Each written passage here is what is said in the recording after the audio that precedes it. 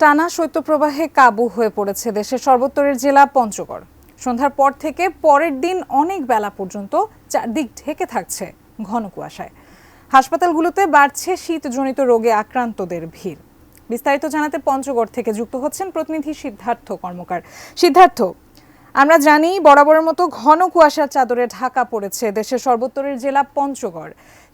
সেখানকার মানুষ শীতের সাথে কি করে মানিয়ে নিচ্ছে এবং জনজীবনে ভোগান্তি কতটা দেখতে পাচ্ছেন, আমাদেরকে বিস্তারিত জানাবেন। আজকাল শুরুতে জানাতে চাই যে গত কয়েকদিন ধরে কিন্তু টানা এই পঞ্চগড়ের উপর দিয়ে যে নদী থেকে মাঝারি শৈত্যপ্রবাহ সেটি কিন্তু বয়ে চলেছে এবং গতকালকে কিন্তু সর্বনিম্ন এই মৌসুমে সর্বনিম্ন তাপমাত্রা রেকর্ড করা হয়েছিল 7.3 ডিগ্রি সেলসিয়াস। আজকে সকালে তেঁতুলি আবহাওয়া পর্যবেক্ষণাগারে 8.2 ডিগ্রি সেলসিয়াস সকাল 9টায় কিন্তু রেকর্ড করা হয়েছে। তো আজকে যে স্বস্তি যে বিষয়টি সেটি হচ্ছে যে কিছুক্ষণ আগে কিন্তু আমরা সূর্য দেখা পেয়েছি, বৃষ্টি রোদে হেসেছে পঞ্চগড়। তো মাঠের অলরাউন্ডার আমি আর ঘরের allrounder Tylox. Tylox toilet cleaner, clean মানেই টাইলক্স।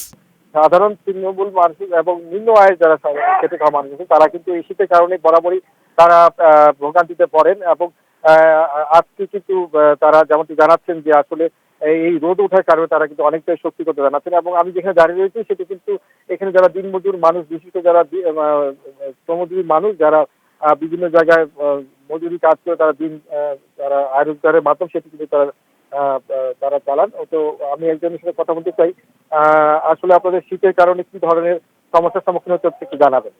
এই শীতের কারণে মনে করেন আজকে একটু বেলা উঠেছে, এই জন্য আসছি। এই কাজ কাম নাই, খুব কষ্ট হয়। এই যে বয়স্ক লোক তাও কাজ করে খাইতে হয়, বুঝছেন। শীতের কারণে যাওয়া যায় না, কয়দিন ধরে শীত, বেলা দেখা যায় না। আজকে তাও একটু রোদ উঠছে, এই জন্য আসছি। আমাদের এখানে আরো আসি, এখান থেকে ঘুরে যায়, যার যেই কাজে লাগে এখান থেকে নিয়ে যায়। আমাদের খুব কষ্ট, শীতের কোনো কাপড় পাই নাই। ধন্যবাদ আপনাকে। তিনি যেমনটি জানাচ্ছিলেন যে আসলে শীতের কারণে এই যে সাধারণ মানুষ, খেটে খাওয়া মানুষ, তাদের কিন্তু আসলে নিদারুণ যে কষ্ট সেটি কিন্তু তারা জানাচ্ছিলেন। তো আসলে তাদের শীত বস্ত্রের যে অভাব সেটিও কিন্তু রয়েছে এবং কথা হয়েছিল জেলা প্রশাসক আবেদ আলীর সাথে। তিনি আমাকে যেমনটি জানিয়েছেন যে আসলে এই পর্যন্ত তারা জেলার 5টি উপজেলা, তারা বিভিন্ন পৌরসভা এবং ইউনিয়ন পরিষদের মাধ্যমে তারা কিন্তু এই পর্যন্ত সরকারিভাবে 17,000 কম্বল এবং বেসরকারি ভাবে 2,000 কম্বল এবং 33 লক্ষ টাকা তারা কিন্তু আর্থিক তারা দিয়েছেন বিভিন্ন এইসব যারা শীতার্থ মানুষ তাদের মাঝে বিতরণের জন্য। এবং আবহাওয়া পর্যবেক্ষণের কাছে যেমনটি জানানো হয়েছে যে এই মাসে শেষের দিক পর্যন্ত এবং আগামী ফেব্রুয়ারি পর্যন্ত এই জেলায় শীতের যে তীব্রতা সেটি কিন্তু থাকবে। তো এই শ্রমজীবী মানুষদের যে কষ্ট সেটি কিন্তু বরাবরই থাকে এবং এই কারণে কিন্তু শীত নানা রোগে আক্রান্ত হয়ে হাসপাতাল